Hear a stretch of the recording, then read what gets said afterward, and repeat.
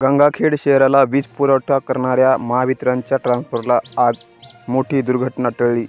गंगाखेड शहराला वीज पुरवठा करणाऱ्या ट्रान्सफॉर्मरला सोमवार 10 फेब्रुवारी रोजी सकाळी 11 वाजता अचानक आग लागल्याने वीज महावितरणच्या कार्यालय परिसरात धूर व आगीचे लोट पाहायला मिळाले व नागरिकांची पळापळ झाली.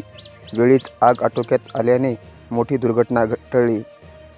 महाराष्ट्र वीज वितरण कंपनीच्या गंगाखेड येथील उपकार्यकारी अभियंता कार्यालय परिसरात असलेल्या वीज पुरवठा करणाऱ्या 5 MVA इतक्या क्षमतेच्या ट्रान्सफॉर्मरला सोमवारी 10 फेब्रुवारी रोजी सकाळी 11 वाजेच्या सुमारास अचानक आग लागली व शहराला विद्युत पुरवठा करणारा ट्रान्सफॉर्मर आगीच्या भक्षकस्थानी सापडला. त्यामुळे धुराचे लोट, आगीचे तांडव पाहायला मिळाले. वीज वितरण कंपनी कार्यालयातील आग लागल्याने समजताच लहुजीनगर परिसरात राहणाऱ्या नागरिकांची एकच धावपळ उडाली व ट्रान्सफॉर्मरचा स्फोट होईल या भीतीने लहुजीनगरातील शहरवासियांनी आपल्या घरातील गॅस सिलेंडर व संसार उपयोगी साहित्य बाजूला असलेल्या रेल्वे आणून ठेवले.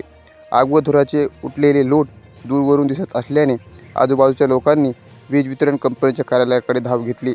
यामुळे कार्यालय परिसरात मोठी गर्दी जमा झाली.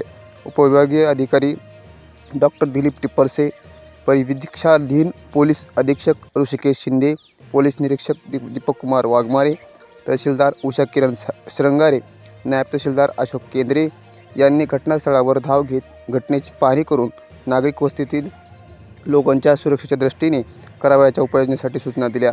गंगाखेड नगर परिषद, पालम नगरपंचायत व G7 शुगरचे प्रत्येकी एक असे एकूण 3 अग्निशामक बंब पाचारण करून शर्थीचे प्रयत्न करत आग आटोक्यात आणली.